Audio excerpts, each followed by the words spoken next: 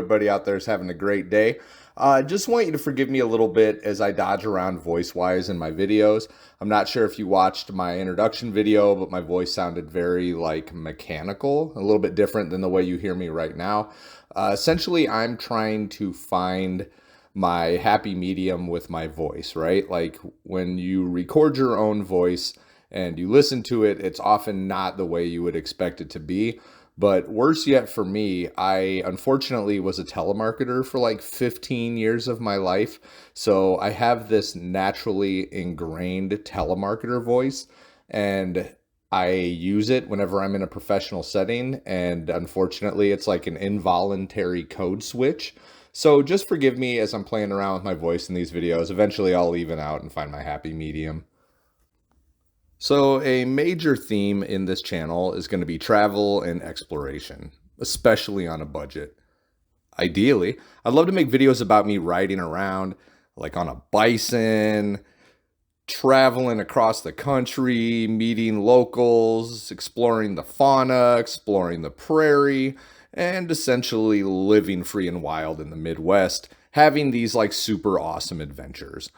But due to the fact I live in the suburbs and my neighbors probably wouldn't take kindly to me placing a horse in my backyard, or a buffalo for that matter, I'm going to have to change it up a little bit. So I'm going to have to take a look at the manner I want to explore in these videos, and I have to kind of take a look at my budget, right? Budget's a huge thing here. So I didn't want to spend my money investing in a van and then spending a bunch of money to like have it remodeled into this bougie home. You know, essentially it wouldn't even be like I was exploring. I was just driving around in my apartment, you know. And whenever I drive around in an RV, I end up looking like this other high school teacher that's bald. And I definitely don't need that in my life. So because of that, I'm going to have to figure out what exactly I'm going to do for a travel vehicle. Obviously, my daily driver here is probably not going to get the job done. I've had her for about 4 years. She cost me around $1,000.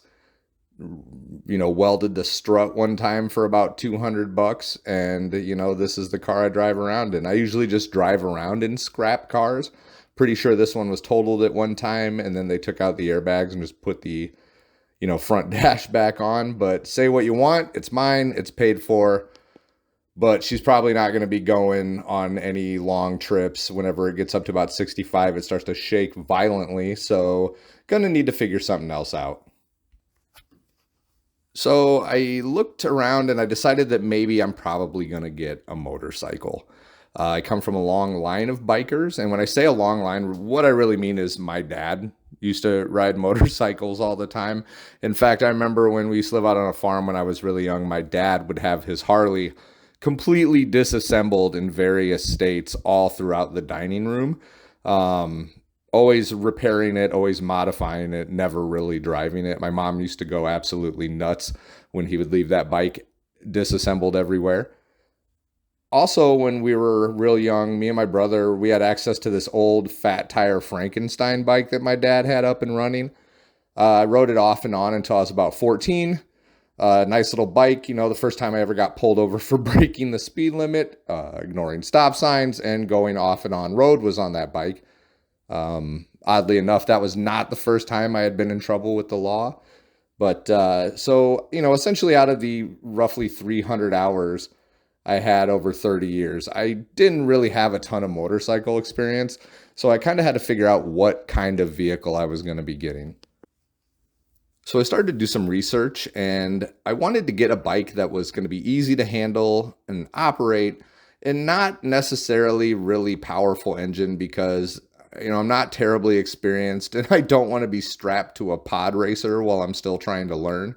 I actually know a few people who have pretty badly injured themselves on motorcycles, so I wanted something to reflect, you know, my awareness for that as a new rider and not getting something terribly big.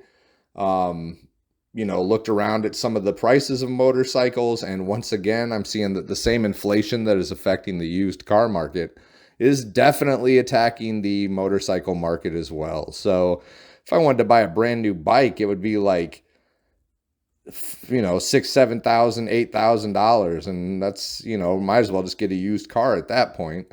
So I had to continue to kind of look around and see what kind of motorcycle I wanted, which opened up a whole new, spectrum of ideas here. So looking at some of these models, I originally wasn't sure if I just wanted to get a moped.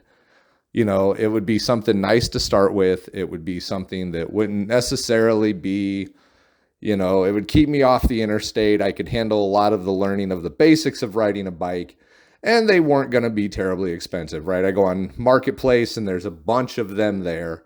So I went around and I looked at mopeds. So as I'm looking at mopeds on Marketplace, I noticed that a lot of them are in incredibly sorry state. This is actually where I start to learn about farm mopeds and the idea that people just take mopeds and ride them around on their farm. Some of the frames on these things were absolutely smoked because you could tell people were doing like jumps and ramping with a moped. Some of them looked like they were just straight up buried in the ground for a year and then dug up. Only $1,000, but we packed it in the soil for you for the last 3 years. So I felt like people were just taking random unfixable bikes and stuffing them out on Marketplace to see what they could get for them. And not knowing too much about bikes, I didn't want to have to try to do a bunch of mechanical work because it'll probably just end up in my garage and never getting done. I also learned pretty quickly that the nearby major college town in my state is the #1 location in the state for stolen mopeds. I looked at 3 different mopeds in that area, and all of them went a little bit like this. I pulled up in my raggedy car at the local gas station. Sketchy dude pulls up on the moped. Oh, hey there, guy. This guy's out here. He looks like he's spaced out of his mind. Oh, hey there, dude. Here's the bike. All of these bikes, there's no key. And then where the ignition wires are, there's like, everything's pulled out, So it's like, oh yeah, there's no key. So you just got to touch these 2 wires together. And there's no title because my buddy sold it to me and I never asked for it. And then, as I'm looking at the bike, which totally looks like it was ripped off, the guy's like pushing me, you want to buy the bike, man? I don't have all day. Nah, dude, we're good. We're good. So, after a while, and then again, trying to buy a brand new moped. If I want to buy a brand new moped, it's going to cost me like $5,000. So, at that point again, I might as well buy a motorcycle if I'm paying $5,000. So, moped's off the table. So I went back and started to look at motorcycles again. Sticking to my motto of slow and steady, I really looked around all over for a low CC bike that met my accommodations. I probably talked to like 20 different dealers, looked at a range of bikes from, mopeds up to like 1600 cc bikes. And a lot of the bikes, on Marketplace and stuff, I'm not big on mods either. So I don't want some weird ape hanger, handlebar, gaudy, loud bike. Or again, just some super fast bike. I wanted something that was practical, had a low profile, and kind of looked like the motorcycles that were driven during World War II, right? Like those were always kind of the coolest bikes to me. So I decided to peruse one of the used bike collections at my local motorcycle shop, and talking to the guy that worked there and looking at what they had, I decided to actually go with a brand new 2022 Honda Navi. Shout out to Josh and all the folks at Hawkeye Motorworks in Davenport, Iowa. Honda has a well-known history of building quality products that last since 1948. In countries such as India and Japan, Honda scooters and small CC motorcycles have a strong share of the market, so they are used, they are reliable, and they've been well tested.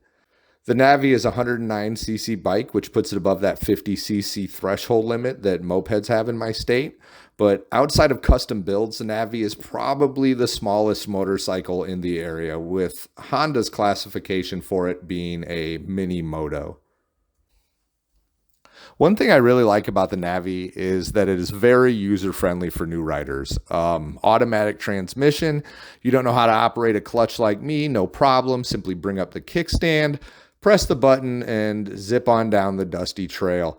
It reaches a top speed of around 50 to 55 miles an hour, and if you're a beefcake like me, it's probably going to top out a little bit closer to 50. So here's the great part about the Navi. It MSRP'd for like $1,800 brand new off the dealership floor. So, you know, you add a few $100s in taxes and title transfers and all the associated business with that.